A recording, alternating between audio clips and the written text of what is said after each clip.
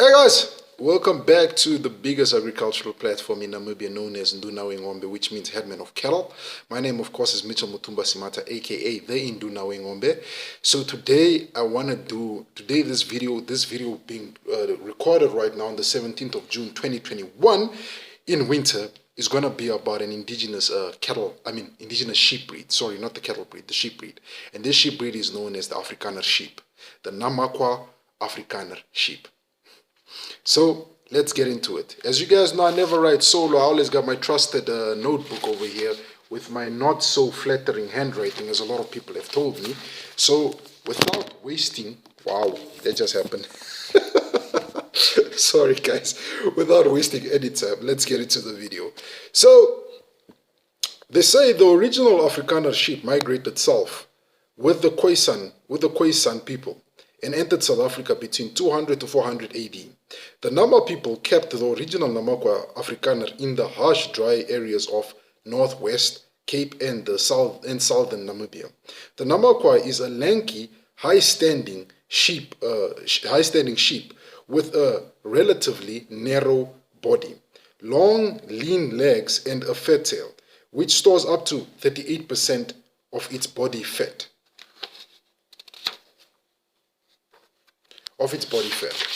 They continue to say,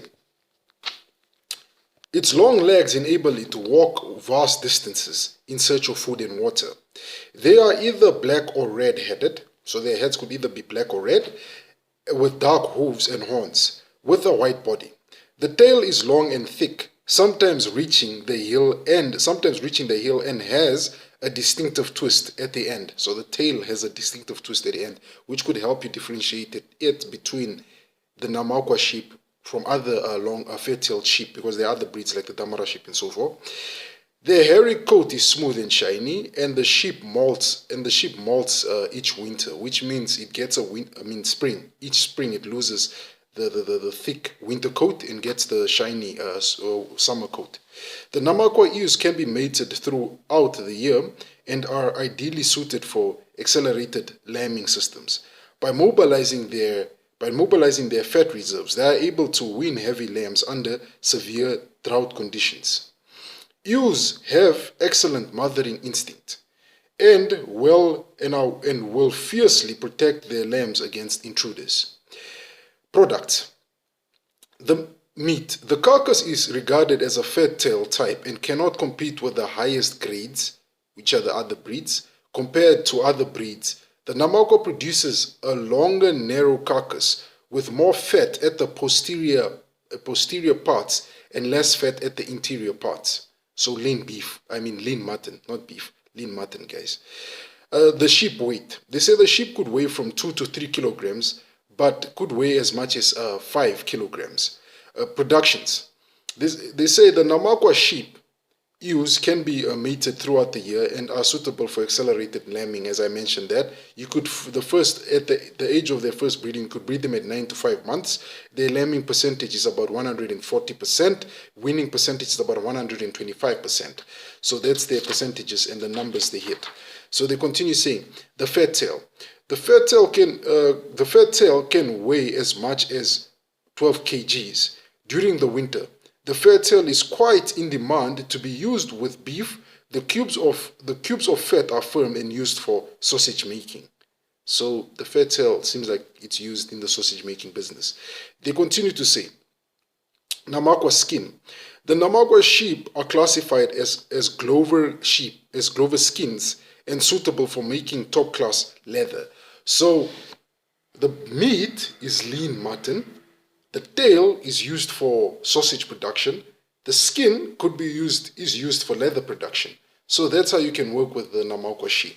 It seems it's a robust sheep because it's being farmed currently in the most harshest conditions. Southern Namibia, it's areas that are quite dry, not really your most wetted areas. These are extensive dry rocky desert type of climate. So it's performing in those areas. In the northwest part of the Cape, I believe, it's another rocky desert type of area.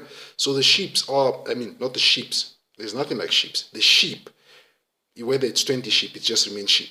The sheep is being bred in the most harshest conditions and performs well in dry conditions. I do not know I couldn't find any information stating how they would perform in the wetter conditions, but I believe they could perform. You just have to keep an eye out for things such as foot rot, internal, external parasites, because certain sheep breeds do not enjoy very wet conditions. So those are my 2 cents with the Namaqua sheep breed, another very old African breed. As it said, it was introduced into South Africa and Namibia, the southern part of Africa, and also the two countries, Namibia and South Africa, by 200 to 400 ADs by the Khoisans.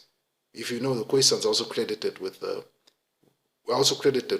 farming with the first Afrikaners. When the Portuguese came, they saw Khoisan farmers with Afrikaners. So it seems like they brought in, they migrated with the Namaqua when they migrated from where they migrated all the way down to South Africa and Namibia. So those are my 2 cents on the Namaqua sheep breed, guys. As I said, could you run it pure? Yeah, you could. You could run it as a pure breed, its own classified breed. You do a lot of great stuff for your farming. But I would say probably crossbreed it with some of the European. If you probably brought in some European sheep breeds, you could crossbreed it to create a hybrid that could perform far much better, adding the resistance of the Namaqua and probably adding the meat carcass of the Dorber. The Dorber, you might want to work with that, because Dorbers are meat bred sheep. So that's the Namaqua. It's closely related to the Karakul and the Damara sheep. It's another cousin of them. So it's not really your heaviest, as they say, 2 to 3 kgs to 5 kgs is not really your heaviest sheep. I think some other sheep breeds can weigh as much as 12 and more kilograms. So yeah, those are my 2 cents. But as I said, you can farm it pure. It's a great breed to be farmed pure, or you could run it as in a crossbreeding program, probably a Namaqua ram amongst some Dober sheep or amongst some Persian sheep, just to add that hardy. And Persian sheep are hardy. Probably just put it amongst another Van Rooyen, probably, which is not considered to be your most hardiest sheep breed, or a breed of sheep that isn't that hardy. You crossbreed with the Namaqua just to add some hardiness to it, and for that other breed you're using to cross, just to add some weight to the Namaqua breed. So you create a hybrid. So those are my 2 cents, guys. Those are my 2 cents. Do I have experience farming it? No, I haven't really farmed it. As I said, I did research and I only came across it about 2 months ago. Came across the Namaqua sheep breed when I was doing research on the Damara sheep. So those are my 2 cents, guys. For now, I just want to say bye for now.